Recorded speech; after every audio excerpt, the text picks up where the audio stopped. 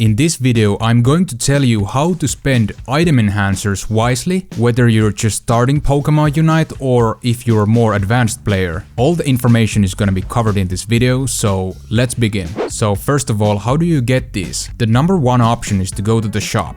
With 10 Aeos tickets, you can buy one item enhancer. But if you don't have Aeos tickets and you're going to this menu and let's say you want to buy 10, it's going to ask whether you want to use Aeos gems for that. And this is kind of controversial. It kind of gives that pay to win vibe to this game, which I do agree on. It's kind of iffy, but that option still exists in Pokemon Unite. You can get these with money as well. However, there is also the events menu. You're gonna have your daily missions as well as other events going on depending on the time of the year. But these missions, especially the held item enhancement support missions, you're gonna get a lot of item enhancers from here. You just have to participate in battles with different roles like the supporter, speedster, defender, attacker. You're gonna get a lot of item enhancers here as well. So you want to keep eye on these different tasks, whether it's those Aeos tickets or item enhancers you're gonna get. This way you can get those very fast as well and efficiently. There are also these super held item enhancers. You're gonna get 3 of these, one at level 10, one at level 12 and one at level 14. One of these items will boost one of your held items to level 30 straight away. And if you have a held item, let's say at level 20, and you're gonna use this item to that, you are going to get a refund for all the item enhancers you spend on that specific held item, so you can even boost held items that you've already spent item enhancers on. It doesn't have to be level 1 to get the max utilization out of this. There are also these 7-day max grade trial cards. This means that you can boost one of the held items to level 30, but it's going to work as a rental mode. You get the level 30 benefits, but it's only going to last 7 days, unlike the super held item boosters that's gonna keep them permanent. You can see the hourglass icon next to the item. For example here, my Razor Claw is grade 1, so I haven't spent item enhancers for this item, but I used the 7-day ticket on this, so it's still going to have those level 30 benefits. So if you're unsure what held items you want to power up, you could try this trial thing as an option as well. Okay, so now that I talked about the currencies, how they work, let's talk about the meat of this video, the held items themselves. Your first goal is to get one of these items to level 20. That way you can get the passive ability to its maximum potential. From level 20 to level 30, only the base stats are going to get increased. Like with the muscle band example over here, the attack and basic attack speed are only going to increase after level 20, and also leveling from 20 to 30 is much more expensive than going from 1 to 20. So if you're starting the game, you first want to aim for that level 20 for all the held items you want to use, and after you're done with that, you want to go for that level 30 next. So now I want to go through these items one by one and telling my honest opinion whether the specific held item is worth the investment or not. So let's start with one of the newer items, Razor Claw. So after you use a move, the next basic attack is going to deal more damage, and the higher the Pokemon's attack, it's gonna even do more damage depending on the attack stat. And if it's held on a melee Pokemon, it's gonna also decrease the movement speed of the opposing Pokemon for a short time. It also has attack stat and critical hit rate as base stats. Razor Claw, to me, I like this on paper, I really do, but I feel like it's more of a niche use item. It's not for every single Pokemon, but Pokemon that utilizes critical hit rate such as Absol or Cinderace can get utilization out of this item, especially Absol. So if you're playing one of those two Pokemon, Razor Claw can work for you just fine. Then we have Muscle Band. When basic attacks hit, the damage is increased by percentages of opposing Pokemon's remaining HP, and it also gives you base attack and basic attack speed. Muscle Band is no doubt one of the better items in Pokemon Unite. This is good on any Pokemon that utilizes attack damage, and I've even seen used this on Pokemon like Eldegoss, because Eldegoss do lack that damage output, so you can get overall bigger DPS with the additional basic attacks. So this one definitely has great potential to power up. This was also the first item I powered up to level 30. So I can highly recommend Muscle Band for a lot of Pokemon in this game. Focus Band. So when the enemy drops to low HP, which is 50%, then each second for 3 seconds, it's gonna recover percentage of the HP it had lost. I don't want to say the numeric values on the passives because it's gonna be different depending on the level of the item, but with level 30 it's 14%, and this item also has a 90-second cooldown, as well as base stat, 30 defense and 30 special defense. Focus Band is a universal item. You can run this item with pretty much any Pokemon. You have to understand how the game works. There are a lot of abilities in the game that do a lot of damage, so any kind of sustain can be very good option, especially in early game, those early battles, the lane battles. Focus Band is a good friend to you. So this is one of those items I can also recommend at least powering up to level 20, because after level 20 you're only gonna get that defense and special defense boost, which isn't super high, but it can still provide some extra sustain as well. But at level 20 also it's a very strong held item. Highly can recommend Focus Band. Energy Amplifier next. After the Pokemon uses its Unite move, the damage Pokemon deals is increased by X% for a short time. The Unite move has a charge rate of 6%, so you are going to get your Unite move 6% faster, and you also get base ability cooldown minus 4.5%. I really love Energy Amplifier. It's good on any mage type of Pokemon, like Cramorant for example, or with any Pokemon that has good Unite move, such as Cramorant or Charizard. So any Pokemon that can utilize that base cooldown reduction, as well as the fact that you're gonna get your Unite moves faster, Energy Amplifier is a really solid option. It's not for every single Pokemon, like Lucario for example, I would never take Energy Amp on that, but with more of the mage type Pokemon like Cramorant, Pikachu, Sludge Bomb, Solar Beam, Venusaur, Gengar, this item can work really well with those. Then we have the Body Barrier. So when you use your Unite move, you and a nearby ally with the lowest HP are each granted a shield equal to 40% of their max HP, and it's also going to give you base value of HP. At level 20 it was 400, at level 30 it's 600. So Body Barrier is also a universal held item. You can run this held item on any Pokemon. I'm also gonna show you the exact range of Body Barrier, so you have to be relatively close to one of your allies in order to get that ally shield activated as well. So you want to keep that in mind. But again, it's another sustain item akin to Focus Band, and it can be really determining factor in team fights that you get this shield, that you're actually going to win this battle. It also has baiting purposes. Let's say if you're running away from an enemy, you're low HP, then you pop off your Unite move, you get that extra shield, you can turn those battles around with this held item. Definitely one of the better items. I can highly recommend to get this held item to level 20 at least. The boost from 20 to 30 isn't as major, you're only gonna get that 200 extra HP, but still a very good item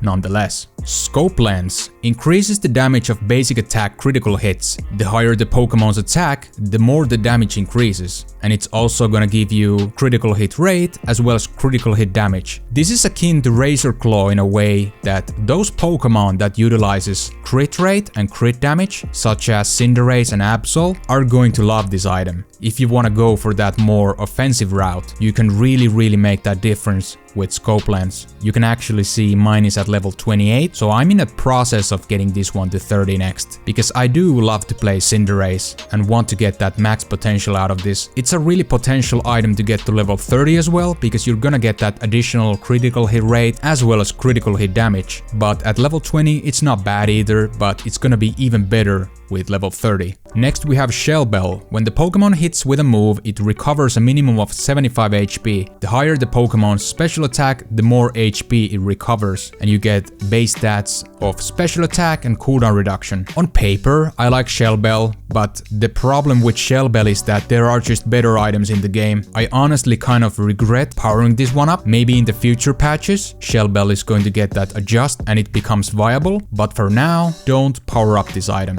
There are just better options in the game. Wise Glasses increases special attack by X%, and it also gives you flat special attack. This should be pretty self-explanatory, however, the game doesn't specify you what is exactly special attack. I thought at first that it can boost your ability damage, but that doesn't seem to be the case, and it's making this item very confusing. With mage-type Pokemon like Cramorant, Gengar, Pikachu, it's an okay item, but I would rather go for that energy amplifier because of the confusing description. Timmy really needs to get this information out more throughoutly instead of confusing people to buy held items that they think they are good, but then they are pretty mediocre. Wise Glasses, it's a mediocre item, but again, I think there are just better options in the game. Floatstone increases movement speed by 20% when the Pokemon is not in combat, and this 20% movement speed is gonna be applied when you are 8 seconds out of combat, and that 8 seconds is the problem here in my opinion. In Pokemon Unite, you're in battles a lot of times, so it's hard to get this proc from Floatstone. Only if you recall to base or if you die in battles, that's the best bet to get this passive working. It also gives you base attack and base movement speed. Movement speed is very important in MOBA games, and I can appreciate that base movement speed that this item gives you. However, since the passive is so restrictive that you have to be 8 seconds out of combat, I think Floatstone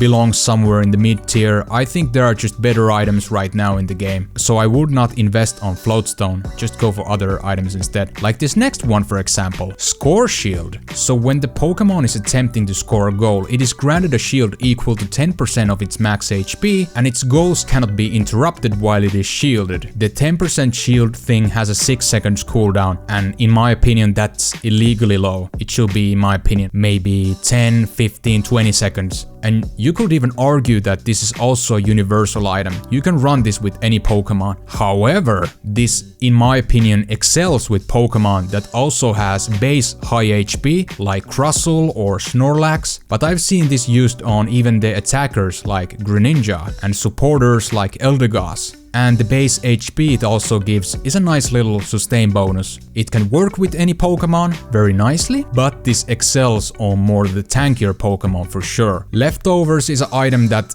I don't recommend powering up. I think this is the worst held item in the game. You're gonna get HP regeneration when you're not in combat. You also get base HP and base HP recovery. You don't want to be out of combat in Pokemon Unite. If you are, you're doing something wrong. So Leftovers, that's a big no. Don't invest on this item unless they're gonna change it in the future, but for now that's a big no. Experience share is very interesting one. It can work very well situationally. So if you are the Pokemon that has the fewest XP points on the team, you're gonna get experience points per second. In addition, when nearby teammate defeats a wild Pokemon, that teammate gains slightly more XP points, and it also gives you base HP and base movement speed. This item is great if you know that you are going to be the Pokemon that has the least amount of XP from your team. In solo queue environment, you can't really guarantee this. If you play duo with someone and you go to the same lane, let's say Eldegoss takes the XP share and you lane with Lucario. So you want to give all the last hits to Lucario while you're sitting in the back, not taking those XP boosts from the wild Pokemon last hits. That way you can get the utilization out of this item. And where this item shines the most is 5-man pre-mates, because you can discuss with your team that hey, I'm playing this character, the supporter, I'm not gonna go for that extra XP, so you guys get all the last hits so I can get the utilization out of XP share. So it works best on 5-man pre-mates. With solo queue environment it can get risky because you're not guaranteed that you're gonna have the fewest XP points on the team. Assault Vest. When the Pokemon is not in combat, it is granted a shield that nullifies special attack damage equal to percentage of its max HP. It also gives you base HP and special defense. This one is a fat okay. I just think there are better items in the game. Maybe if this gets buffed in the future, it can be a good item, but for now I would not recommend taking Assault Vest, although the stats do sound very interesting in paper. Then we have Aeos Cookie. I wonder how that tastes. So when the Pokemon scores a goal, its max HP HP increases by X amount, and it also gives you base HP. I'm not a huge fan of this because you have to meet certain criteria to get the passive going on with this one. And again, on paper, it doesn't sound terrible, but I think there are just better options in the game. I would not invest on Aeos Cookie. Attack weight. When the Pokemon scores a goal, its attack increases by X amount, and it also gives you basic attack value more. This one I've seen used situationally. I saw a guy playing Lucario with attack weight, but you want to pair this with Score Shield because you need to get those goals in for this item to get rolling. And situationally, this item can work. I'm not personally experienced with this, but if you are going for that attack weight, I would also suggest taking Score Shield alongside it so you can get the maximum utilization out of this. Special attack specs is similar to attack weight, but it's gonna give you that special attack boost as well as flat special attack. It's a fine item, but again you want to pair this with Score Shield so you can guarantee yourself better success to get the special attack increases while the game is running. But for mages, I would just rather take the energy amplifier. I just think it's overall better. Rocky Helmet. When the Pokemon receives a certain amount of damage is dealt to nearby opposing Pokemon equal to X% of Pokemon's max HP, and it also gives you flat HP. This is another item that I like on paper. Like for example, you could put this item for a tank, and when they do receive that damage, it's gonna reflect back to nearby opposing Pokemon.